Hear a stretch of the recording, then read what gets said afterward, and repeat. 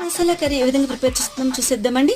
చాలా ఈజీగా ఉంటుంది ప్రాసెస్. ముందు కొంచెం రాక్ సాల్ట్ అట్లా కారం వేసుకుని మ్యారినేట్ చేసుకుని పక్కన పెట్టుకోవాలి.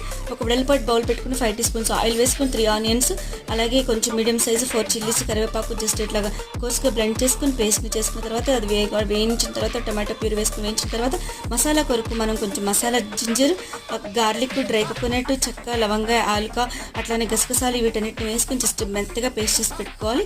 వీటన్నిటిని మరలా కొంచెం పసుపు వేసుకుందామండి.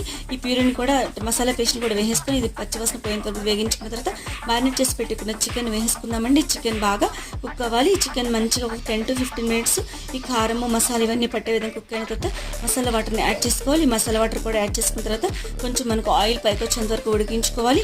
ఉడికించుకున్న తర్వాత దీనిలో కాస్తంత మనం ధనియాల పౌడర్ ఒక 1 టీ స్పూన్ వేసుకుందామండి. ధనియాల పౌడర్ వల్ల చాలా టేస్ట్ ఉంటుంది.